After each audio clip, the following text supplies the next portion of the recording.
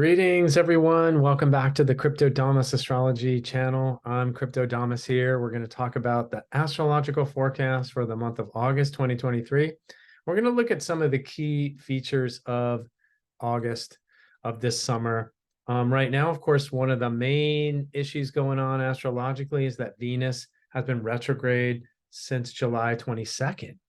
And now Venus is about to enter one of the more difficult parts of the retrograde period, and that's Venus going under the beams of the sun.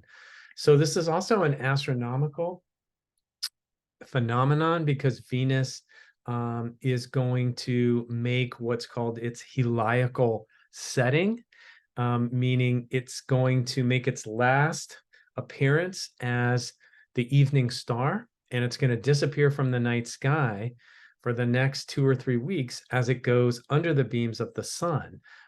In other words, it's going to get too close to the sun to be able to visibly see Venus in the sky. And that takes place when Venus comes somewhere roughly around between 12 and 15 degrees next to the sun in the zodiac.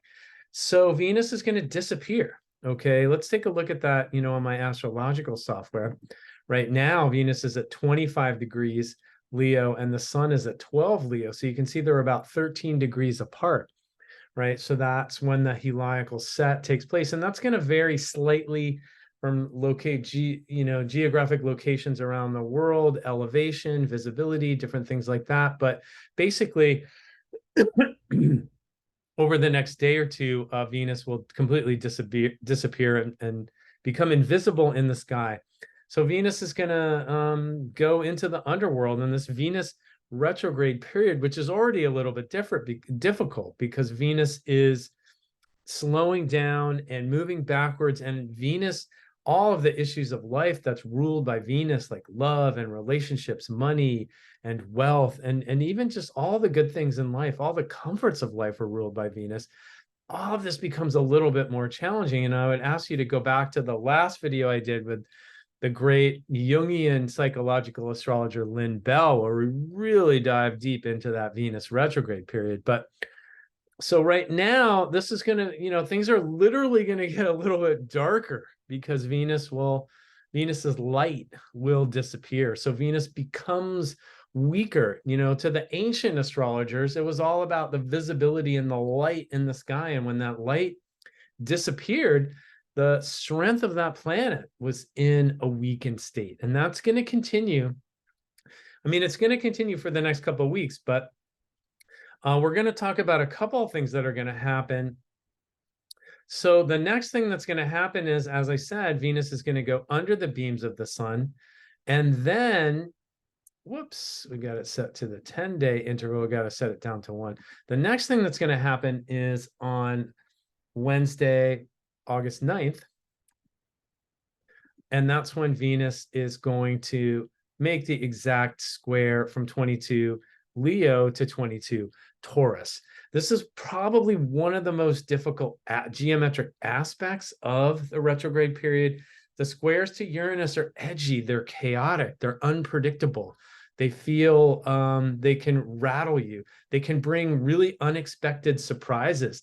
Like we saw last week in the financial markets, the US credit rating was downgraded by the Fitch credit rating agency, and that really shook up the markets this week.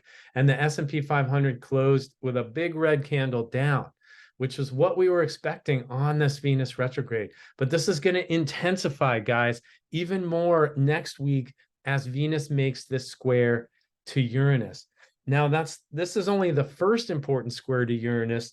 The week after, on the 16th, the new moon in Leo is also going to square Uranus. So we've got 2 weeks, 2 very potent squares to Uranus. And again, squares to Uranus bring unexpected, unpredictable surprises.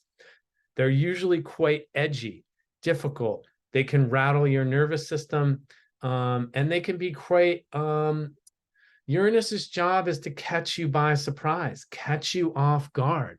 And hopefully you can learn to become more, we can all learn to become more flexible and adaptable through kind of effect that Uranus is trying to bring to us. However, it doesn't always feel good. So I would definitely be looking, for a turbulent, chaotic week over the next 2 weeks.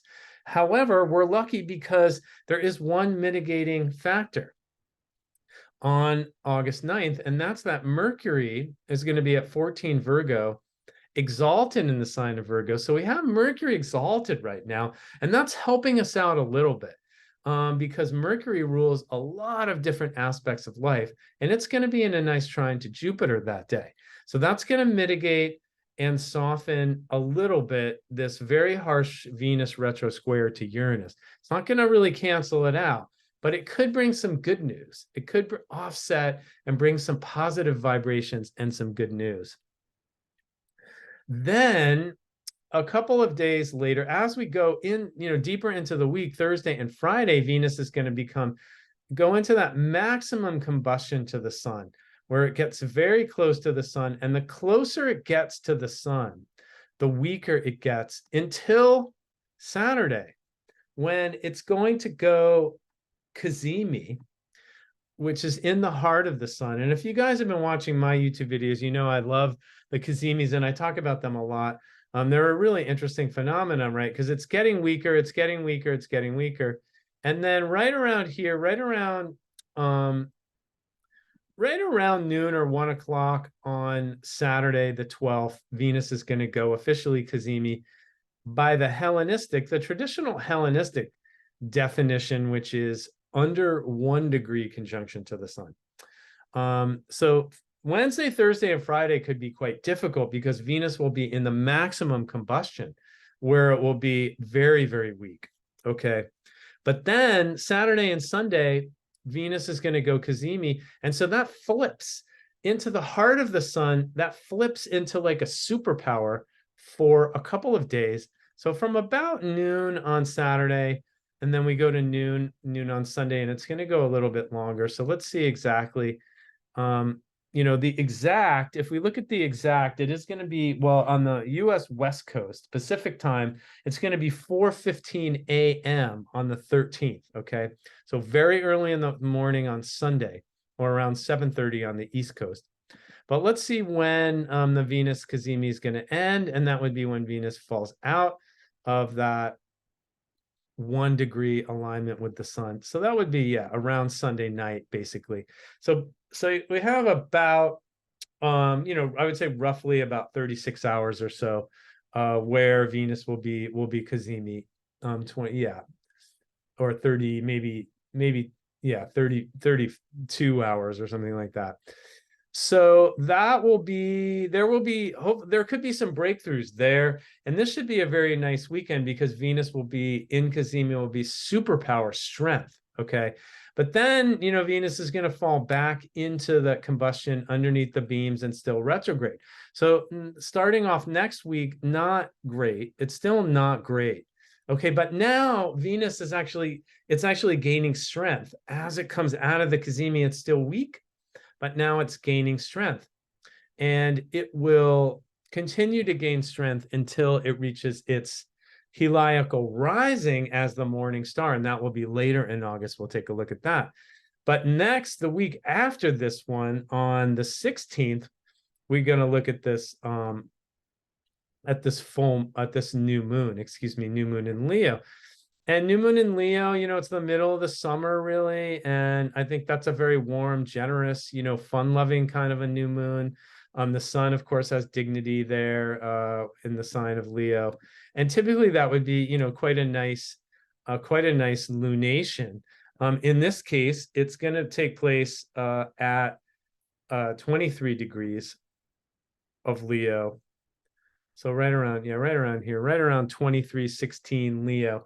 And that's going to also be, look at that, in a partile in the same degree square to Uranus at 23 Taurus. So another surprising, unexpected, and chaotic week the following week as well because of this one. But kind of similar to the week before where we had Mercury in a trine to Jupiter. This time we have I don't know if I would call it a mitigation, but Mars is going to be in a trine Mars is going to be in a trine to Uranus here. And Mars trine to Uranus is actually very exciting, high energy, and can produce very big personal breakthroughs. Now, the Uranus squares to Uranus bring sudden, shocking surprise events, as I've said. However, they can bring breakdowns. They can bring sudden breakdowns of support structures in financial markets.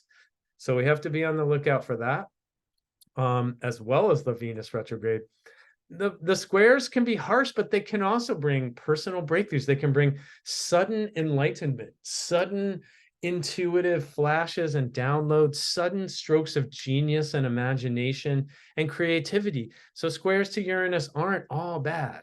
They are edgy and difficult, but they can bring those personal breakthroughs and sudden flashes of genius and insight into a problem. Those squares to Uranus can bring those creative, innovative problem solving. Okay. And especially on the 16th with Mars in the trine to Uranus, that would be a good day for, some kind of a very strong physical energy to disperse any kind of electrical energy that might build up in the system. So those are some of the big events. Then the week after that, we start going into the Mercury is going to station retrograde here on the 23rd. And then we're going to be between the 23rd and September 3rd for 10 days. We're going to have the overlapping Mercury-Venus retrograde combination. That's a period where I think we're going to want to lay low, not take a lot of risk, and really just reevaluate our lives. Because all of that double retrogradation is going to force us to go back and deal with unfinished business. And that could be a very difficult period for a variety of reasons. And I'm also thinking that this could be a very difficult period also for the financial markets, especially when we get into this period of, also on the 22nd, actually, I forgot about this one, but Mars is going to be opposing Neptune. This is also an area where we could see some serious turbulence in the financial markets. When Mars is opposing, Mars in Virgo is going to oppose Neptune. That's a very low confidence aspect of disappointment and discouragement. And this is a very difficult period here. We've also got the Sun is going to oppose Saturn on the 27th, also from Virgo to Pisces here. And that also has a harsh, very serious, heavy tone to it. I also think that will be a difficult period for the financial markets. And then that leads into August 30th, where we're going to have the full moon is going to be conjunct Saturn. So August has definitely got some issues. You've got Venus retrograde, you've got all of these squares to Uranus, and then at the very end, you have the overlap of Mercury and Venus retrograde. This may not be our favorite month of 2023. So let me see here. Yeah, so that here we have the full moon on the very last day. No, on the second to last day of August. Whoops. Let's go back here and set this to the hours. And that's going to be the full moon in Pisces. And as I said, that's going to be conjunct Saturn here. 7 degrees Pisces to 3 degrees Saturn. So that also has a kind of that same kind of heavy, serious tone of dealing with big responsibilities, obligations, difficulties, challenges, obstacles, and problems. The Moon Saturn conjunctions are one of the more difficult ones in astrology. So I would rate this full moon as one of the more difficult ones of the year. So there are a few bright spots. As I said, Mercury's exalted in Virgo right now, and it is approaching that trine to Jupiter, so that's a favorable. Let me just go back to where we are now. Let me just leave this on one positive note here. I like Monday morning, August 7th, there's a very favorable election if you're looking for an auspicious election. Even though Venus is retrograde, so it might not be the best, it might not be like the absolute best thing in the world, but if I put Mercury exalted in Pisces on the midheaven. It's going to be, I'm going to have an exalted moon in Taurus approaching conjunction to Jupiter, and both of them will be trine Mercury, also exalted in Virgo. So I like this alignment on Monday. This might be one of the last really favorable alignments before things start to get very, very complex and very challenging this month. So that's kind of the information I have for you. I am continuing to forecast that we're going to see a major correction across the stock markets, which have gotten a little bit too stretched. If I go and take a look at my S&P 500 chart here, guys, we've got a big red candle coming in today, and that's one of the biggest ones we've seen actually during this whole period of the market rallies. You can see the technicals are turning over a little bit, pointing down. So this is a bearish engulfing candle, and I'm projecting we could see a 6, 7, or 8% pullback in the S&P 500, maybe going back down to 4,200. And on the more extreme edge, we could see maybe, if things get really, if things get really tough in the markets and more bad news comes in, we could see a pullback to the 100-day moving average, which is at 4,200. But right now, I think this key support zone here going down to 42, between 43 and 4,200 looks like an area where I would start, making some buys. For Bitcoin, I'm also not very optimistic. And I think Bitcoin is going to be going back down to its 200-day moving average, which is down here around 26.8. So that's where I'm looking. Although I would be looking to this trend line. This is the long-term trend line that's been in effect since the beginning of the year. So this is a crucial support area over here that I'm looking at for Bitcoin, right around 2,800 right now. So keep that in mind for Bitcoin. So anyway, this Venus retrograde period, I think we're going into probably the most difficult period of it, under the beams of the sun and making that difficult square to Uranus. So expect some unexpected. Expect the unexpected, expect some chaotic surprises, and just try to stay on our toes and make the most of any opportunities that do arise. We could also have some sudden unexpected breakthroughs. And there's just this Venus retrograde is going to bring some major challenges and major changes, I think, for personal relationships, marriages and love relationships, also how we, our whole value system and how we deal with money. Venus retrograde is also famous for bringing, unexpected expenses. So we have to be a little bit more careful during this period of time. Anyway, guys, that's what I got for you today. I hope that's helpful moving forward into the month of August. And I have a very exciting guest coming up, the legendary financial astrologer, Ray Merriman. I'm going to be doing an interview with him in about 2 weeks or so. So stay tuned for that. Have a great weekend, everybody, and I will see you next time.